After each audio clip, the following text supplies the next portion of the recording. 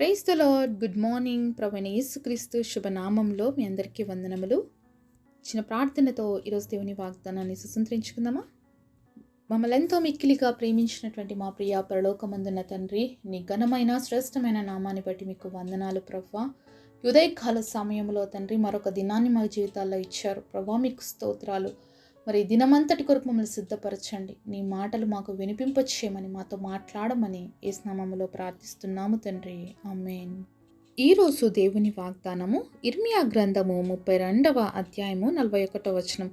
వారికి మేలు చేయుటకు వారి యందు ఆనందించుచున్నాను. Jeremiah chapter 32 verse 41. I will rejoice over them to do them good. దేవుడు ఇచ్చినటువంటి అద్భుతమైన వాగ్దానం మనందరి జీవితంలో నెరవేర్చబడును కాక, ఆమేన్. మన దేవుడు మేలు చేసే దేవుడు అండి. మనకి మేలు చేయుటలో ఆయన ఆనందించేవాడు. మేలు చేయటమే దేవుడికి తెలుసండి, కీడు చేయటం ఆయనకి తెలియదు. మరి దేవుడు మేలు చేసేవాడైతే మాకు కీడెందుకు జరుగుతుందండి? మాకెందుకు మరి ఇలాంటి పరిస్థితులు వస్తున్నాయి మా జీవితంలో? దేవుడు మేలు చేసేటువంటి దేవుడైతే మేమెందుకు ఈరోజు ఇంత కష్టాల్లో ఉన్నాము, మేమెందుకు ఇంత బాధల్లో ఉన్నాము అని చాలా మందికి డౌట్ వస్తూ ఉంటుంది, అంతే కదండి. కీడు అనేది, చెడు అనేది ఎవరి దగ్గర నుంచి వచ్చింది తెలుసా అండి? అది దుష్టుడైనటువంటి అపవాది నుంచి, సాతాన్ దగ్గర నుంచి వచ్చింది. ఈరోజు నీ జీవితంలో కీడు జరుగుతుందా? నీకు మేలుకు బదులుగా కీడు జరుగుతుందా అంటే కారణం ఏంటి అంటే సాతాను. చాలాసార్లు మనము సాతాను మాటలు వింటామండి, దేవుడి మాటలు వినం. దేవుడి మాటలు చాలా కష్టంగా అనిపిస్తాయి, కానీ చాలామందికి సాతాను మాటలు చాలా ఇష్టంగా అనిపిస్తాయి అన్నమాట. ఎందుకంటే సాతాను చెప్పే మాటలు చాలా ఈజీగా ఉంటాయి, నమ్మడానికి చాలా బాగుంటాయి. అదేదో నిజంగానే అనిపించే అంత అబద్ధాన్ని సైతం నిజాన్నిగా చూపిస్తుంది. కాబట్టి అందరికీ కూడా సాతాను మాట నమ్మడం చాలా ఈజీగా అనిపిస్తుంది.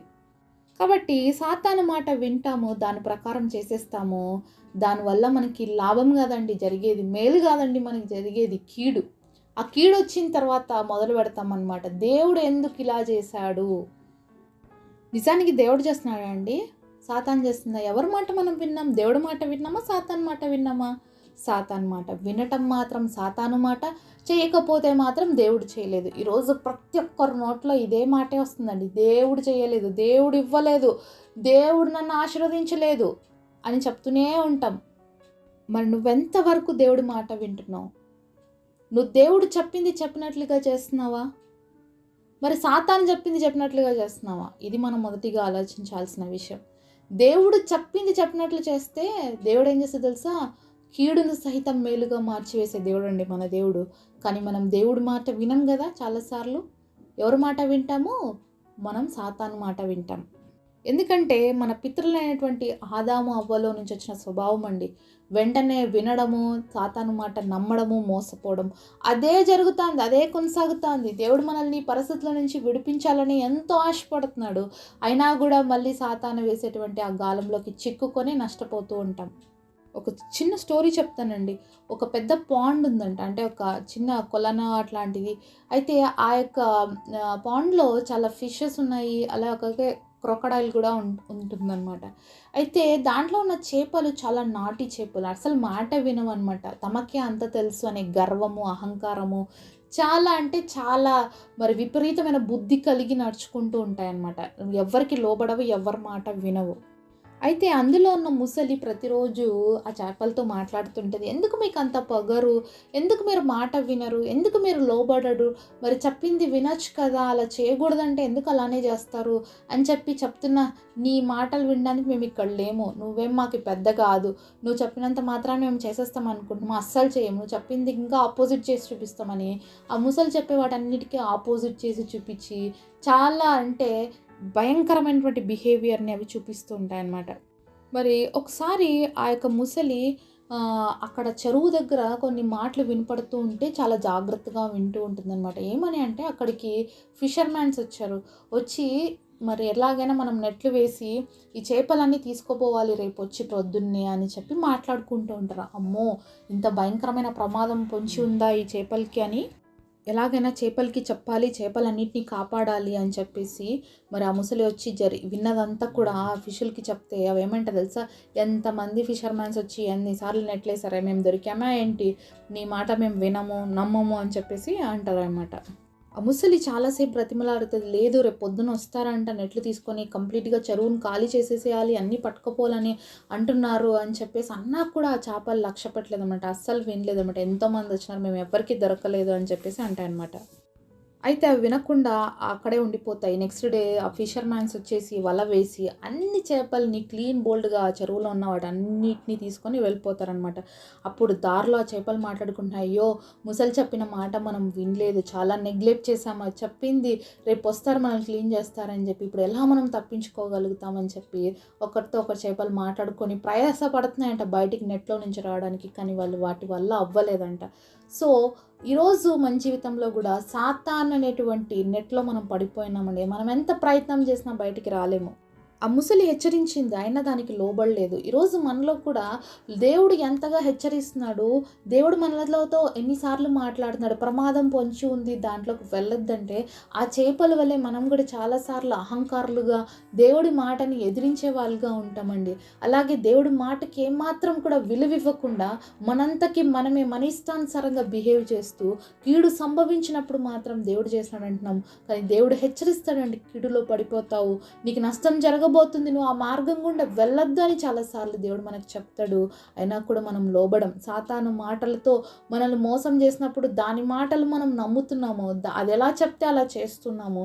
దాని ద్వారా మనం నష్టపోతూ ఉన్నాము. అయితే దేవుడు ఈరోజు మనకొకసారి గుర్తు చేస్తున్నాడు. నేను మేలు చేయుట యందు ఆనందించే దేవుణ్ణి అని. కాబట్టి ఈరోజు నీకు నాకు దేవుడు మేలు చేయాలని ఆశపడుతున్నాడు. నీ కోసం అనేకమైన మేలులు దాచి ఉంచాడు దేవుడు. 1 కాదు 2 కాదండి. నువ్వేమైతే అనేక దినాలుగా ప్రార్థన చేస్తున్నావో వాటి జవాబు నేను నీ కోసం తెచ్చి ఉన్నాను అని చెప్పేసి దేవుడు చెప్తున్నాడు. మళ్ళీ స్వీకరించడానికి నీ దగ్గర హృదయం ఉందా? మరి తప్పిస్తున్నప్పుడు నువ్వు అక్కడి నుంచి పారిపోతున్నావా? ఆ చేపలు గర్వంతో అహంకారముతో వాళ్ళకి ముందుగానే చెప్పబడింది ప్రమాదం పొంచి ఉంది, బయలుదేరండి, ఎక్కడికన్నా సేఫ్ సైడ్లోకి వెళ్ళండి అంటే అవి లోబడలేదు. ఈరోజు దేవుడు కూడా మనకు అలాగే చెప్తున్నాడు. నువ్వు ఇలా చేస్తే దీంట్లో ఆశీర్వదించబడతావు, నువ్వు ఇక్కడ ఇన్వెస్ట్ చేస్తే నువ్వు బ్లెస్ చేయబడతావు, నువ్వు ఇలా చదువుకుంటే మంచి ఉన్నత స్థితిలోకి పోతావు, నువ్వు ఆ జాబ్లో ఇంటర్వ్యూని చక్కగా ఇవ్వగలిగితే నువ్వు అది పొందుకుంటావు, నువ్వు ఈ విధంగా నడుచుకుంటే నీ జీవితంలో మంచి భాగస్వామి చేత జత చేయబడతావు. ఇలా ఎన్నో మనతో మాట్లాడుతున్నాడండి. అయినా కూడా మనం వినం. నువ్వు ఈ టొబాకో తినొద్దు, ఈ సిగరెట్ స్మోక్ చేయొద్దు, దీనివల్ల నీ ఆరోగ్యం పాడవుతుంది, నువ్వు స్టాప్ చేయి అని దేవుడు ఎన్నోసార్లు మనకు హెచ్చరించాడు. అయినా కూడా మనం వినం. ఈరోజు దేవుడు నీ జీవితంలో ఏ పరిస్థితిని బట్టి నిన్ను హెచ్చరిస్తున్నాడో, ఏ తప్పు చేస్తున్నావో, ఏ తప్పు మార్గంలో వెళ్తున్నావో, కీడుకు దగ్గర అవుతున్నావేమో, దేవుడు నిన్ను హెచ్చరిస్తున్నాడేమో. మరి వాక్యం ద్వారానో, లేకపోతే పెద్దవాళ్ళ ద్వారానో, లేకపోతే ఇంకా ఎవరి ద్వారా అయినా దేవుడు నీతో మాట్లాడుతుంటే దయచేసి లోబడండి దేవుడి మాటకి. దేవుడి మాటకి లోబడితే కీడు నుంచి తప్పించబడతాము. దేవుడిచ్చేటువంటి మేలును మన జీవితాల్లో పొందుకుంటాము. మన దేవుడు మనకి మేలు చేసి మనం ఆనందిస్తుంటే మనతో పాటు ఆనందించే దేవుడండి. ఈరోజు నువ్వు తప్పుడు మార్గంలో వెళ్ళి నీ పరిస్థితి కీడులోకి వెళ్ళిపోయిన తర్వాత నువ్వు ఆ పరిస్థితిలో ఉన్నప్పుడు దేవుడు చూస్తూ బాధపడే దేవుడండి. కాబట్టి మన దేవుడు ఎవ్వరికి కూడా అన్యాయం ఎప్పుడు చేయడు. ఆయన మేలే చేస్తాడు. ఆయన కీడు చేయడం ఆయనకి తెలీదు. కాబట్టి ఈరోజు నీ పరిస్థితిలో, ఈరోజు నీ జీవితంలో ఏ పరిస్థితి ఏ విధంగా ఉన్నా సరే ఆ పరిస్థితిలో నుంచి నేను విడిపించడానికి శక్తివంతుడు. ఏ కీడు చేత నువ్వు చుట్టుముట్టబడి ఉన్నావో అయినప్పటికీ ఇప్పుడైనా నువ్వు ఒక కేకవే దేవుడి సన్నిధిలో. నేను ఇప్పుడు కూడా విడిపించడానికి ఆయన శక్తివంతుడు. నీకున్న కీడంతటిని మేలుగా మార్చే దేవుడు. నీకున్నటువంటి శాపం అంతటిని ఆశీర్వాదకరంగా మార్చేటువంటి వాడు మన దేవుడు. రోమపత్రిక 8వ అధ్యాయం 28వ వచనంలో ఈ మాట చూస్తామండి. దేవుని ప్రేమించి వారికి దేవుడు సమస్తము కూడా మేలు కొరకు సమకూడి జరిగిస్తాడు అని. మరి నువ్వు దేవుని ప్రేమిస్తున్నావా లేదో ఒకసారి నువ్వు గ్రహించుకో. దేవుని ప్రేమించినట్లయితే నువ్వు దేవుడికి లోబడతావు. దేవుడికి లోబడితే నీ జీవితంలో మేలు జరుగుతుంది. ఒకవేళ దేవుడి మాటకి లోబడకుండా ఆల్రెడీ నువ్వు కీడు అనేటువంటి పరిస్థితుల గుండా వెళ్తున్నట్టు అయితే, ఒకవేళ నష్టం గుండా నువ్వు వెళ్తున్నట్టయితే, కఠినమైన పరిస్థితుల గుండా వెళ్తున్నట్లయితే, శ్రమల గుండా వెళ్తున్నట్టు అయితే ఈరోజు యేసు దగ్గరకు వస్తావా? నీ పరిస్థితిని మారుస్తాడు. నీకు మేలు చేసి ఆనందించాలని దేవుడు ఆశపడుతున్నాడండి. నువ్వు ఆనందంతో ఉంటా ఆయన నిన్ను చూసి ఆనందించాలని ఆశపడుతున్నాడు. నువ్వు యేసు దగ్గరకు వచ్చినట్లయితే ఈరోజు నీ జీవితం మార్చబడుతుంది. మరి ఈరోజు యేసయ్యకి నీ జీవితాన్ని అప్పగించుకోవాలనుకున్నట్లయితే నాతో పాటు కలిసి ప్రార్థనలో ఏకీపిస్తావా? పరిశుద్ధుడైన తండ్రి, మీరు మాతో మాట్లాడిన ప్రతి మాట కొరకే వందనాలు. ఈ గొప్ప వాగ్దానం మా అందరి జీవితంలో నెరవేర్చండి. ఎవరైతే కీడు చేత నడిపించబడుతున్నారో వాళ్ళ జీవితాలను మీరు సరిచేసి నీ మేలు చేత నింపి ఆశీర్వాదకరంగా మార్చమని నజరేయుడనే నామములో ప్రార్థిస్తున్నాము తండ్రి. ఆమేన్. ఈరోజు బర్త్డే అలాగే వెడ్డింగ్ యానివర్సరీ సెలబ్రేట్ చేసుకుంటున్న మీ అందరికీ కూడా wish you happy birthday and happy anniversary. God bless you.